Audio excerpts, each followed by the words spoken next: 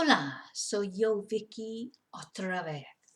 Okay, in today's video, we're going to look at those pesky little, not pronouns, normally the pronouns are pesky, but also that are pesky are the prepositions.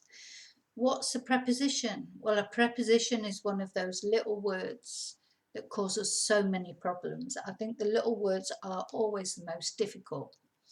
So things like to, at, with, from, etc. These are prepositions, and with all languages we use different prepositions. So, whereas in English we tend to say I was at the party, in Spanish they tend to say I was in the party. So it doesn't matter what I always say to my students, and please remember, if you get a little word wrong like that, if you said estaba a la fiesta instead of estaba en la fiesta, anybody will still understand what you mean. The verbs are the most important thing. They're the things you have to get right for communication. And obviously you want to get things right. So I'm not saying they're not important, but please don't stress, like everything else, don't stress over them too much.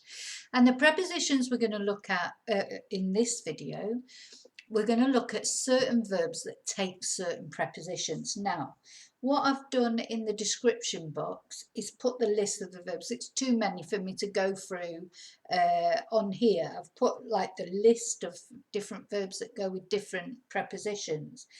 We've got verbs that go with a, the preposition a. Then we've got verbs that go with con. Then we've got verbs that go with de. Verbs that go with en, verbs that go with para. Para is probably my favourite preposition. I don't know why, I just really like it. And then of course, no offence to por, but the other preposition por. So those are the prepositions that we're going to be looking at. Verbs that take, common verbs that take these prepositions as an intrinsic part of them. Again, if you left them out, I'm a strong believer, if you're not sure exactly which preposition to use, just don't say a preposition, maybe. And sometimes that can work. You just, at the end of the day, you're trying to communicate. When you're speaking, it's different when you're writing it down. You've got the time to think about it, and you should think about it, and you can overthink it, but you've got the time to do that when you're writing. When you're speaking, you haven't got the time to do that, because you'll just lose the whole thread of the conversation while you're just trying to think of whether it's a or de. So just either say nothing or just say one of them and just keep on with the conversation. If somebody doesn't understand you, then they'll soon tell you that they don't. So don't worry about that. So also in the description box, oh, and by the way, if you have the Break the Language Barrier Level 4 new version, I am on page 63, 63 of that's where this exercise is. If you don't have the Break the Language Barrier Level 4 book, you can buy it on any Amazon site. The link is in the, I'll put the link in the description box as well, where you can actually buy the book if you want to, but you don't need to buy the book.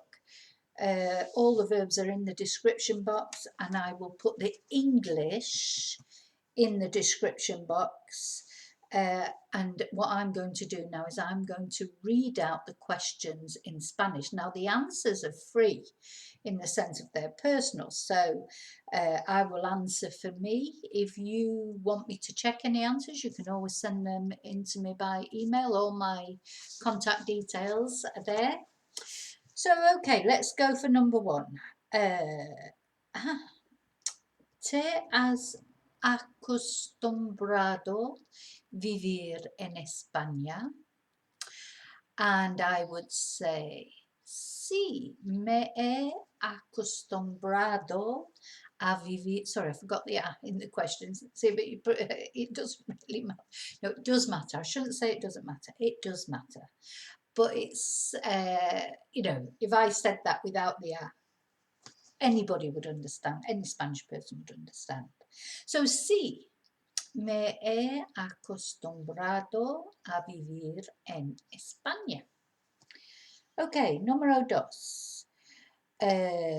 what have you, so the English is, what have you done to adapt yourself to life here? So, ¿qué has hecho para adaptarse, para adaptarte a la vida aquí? I shouldn't do these things off the hoof, I should practice them really. But no, it's better to do it that way. And then you'll see that, you know, even someone who's fluent in Spanish, sometimes you have to think about things, especially when it's a question. Questions are always harder to form. So what have I done to adapt myself to life here? So yo he aprendido español para adaptarme a la vida aquí. Número 3. Who can you count on? So, prepositions go to the beginning in a question. So, ¿con quién puedes contar? And I would say, puedo contar con mis amigos. Okay, number 4. Have you learned how to ski? ¿Has aprendido a esquiar? And I would say, no, no he aprendido a esquiar. No me gusta el frío. I did try once, but sí, intenté una vez, pero no quiero más. Me gusta la montaña, el vino, pero no esquiar. Okay, número 5. When did you start to learn Spanish? ¿Cuándo empezaste a aprender el español? Yo empecé o comencé, because you can use empezar o comenzar. Empecé a aprender el español hace 22, 23 años. Mucho tiempo. Okay. Did you get bored with your last job? Número 6. So, aburrirse is to get bored. So, te aburriste con tu último trabajo. Mi último trabajo antes de este trabajo. No, no me aburrí. No me aburrí con mi último trabajo. Siempre disfruto mis trabajos. Y número 7, what do you get angry with? So the verb to get angry is enfadarse, and you use con. So, ¿con qué te enfadas? And I would say, me enfado con la gente cruel. ¿Ya? Me enfado con la gente cruel, especialmente con niños o animales. Okay, número 8. What kind of person would you like to get married to? So, ¿con qué tipo de persona te gustaría casarte? So, ¿con qué tipo de persona te gustaría casarte? And I would say, me gustaría casarme con un hombre simpático. Simpático, un hombre simpático. Y número 9, what do you worry about? ¿Con qué te preocupas? And I would say, me preocupo con mi familia. Me preocupo con mi familia. Y número 10. Who or what do you dream about? So, who or what do you dream about? So, sonar, you dream with someone in Spanish. So, ¿con qué o quién sueñas? ¿Con qué o quién sueñas? Yo normalmente sueño, no sé, ¿con qué sueño? Sueño con ganar la lotería. No sé. Y do you regret leaving the UK? Número 11. So, to regret is arrepentirse. So, te arrepientas, because it's a diphthong, salir del Reino Unido. And I have to say sorry to anyone who lives there, but no me arrepiento salir del Reino Unido. Solo a veces echo de menos de mi familia, pero no, prefiero vivir en España. Ok, número 12. Are you tired of learning English, Spanish?